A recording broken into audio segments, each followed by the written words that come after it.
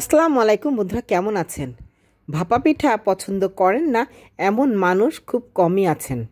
তবে অবশ্যই ভাপা পিঠা হতে হবে একেবারে গরম এবং ফ্রেশ। তা না হলে কারোর কাছেই এই ভাপা পিঠা ভালো লাগে না। পিঠাটি শক্ত হয়ে যায়, খেতে একদমই ভালো লাগে না। চলুন বন্ধুরা, আজ আমরা দেখে নিব এই বাসি শক্ত ভাপা পিঠা থেকে আমরা কি বানাবো। রাতে ভাপা পিঠা বানানো হয়েছে আর সকলে মজা করে খাওয়া হয়েছে। সকালবেলা উঠে দেখি ভাপা পিঠার অবস্থা ঠিক এমনই। এগুলা কি ফেলে দিব? একদমই না। চলুন আমরা দেখে নেই এই বাসি ভাপা পিঠা দিয়ে কি করা যায়। আমি একটি সসপ্যান নিয়ে নিয়েছি আর এর ভিতরে দিয়ে দিচ্ছি 1 লিটার দুধ।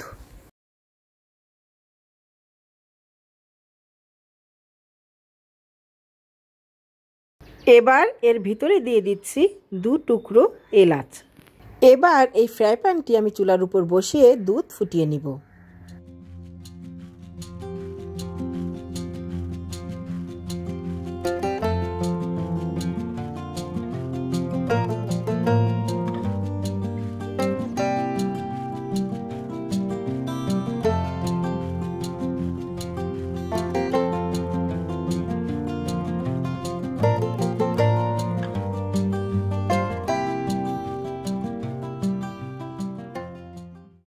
এবার এই ফোটানো দুধ আমি হালকা ঠান্ডা করে নিব। চলুন এবার বাসি পিঠার প্রসেসটি দেখে নিই। এই পিঠা আমি ছোট ছোট টুকরা করে নিব।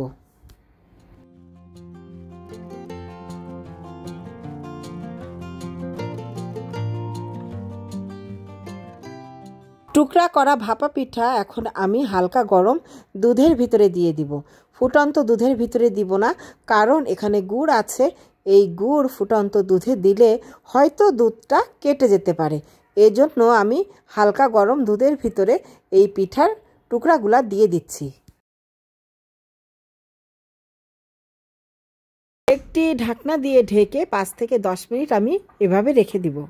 10 মিনিট পর দেখবেন পিঠার টুকরাগুলা বেশ নরম হয়ে গিয়েছে।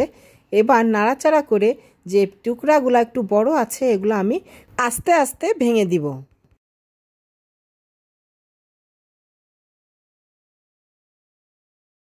এবার নাড়াচাড়া করে আপনার পছন্দ মতো ঘনত্ব চলে এলে নামিয়ে ফেলব।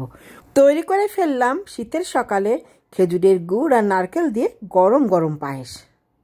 আমার কিছুই দেওয়া লাগলো না, শুধু কয়েকটি ভাপা পিঠা দিয়ে এত দারুণ পায়েস। একবার খেলে এর স্বাদ মুখে লেগেই থাকবে।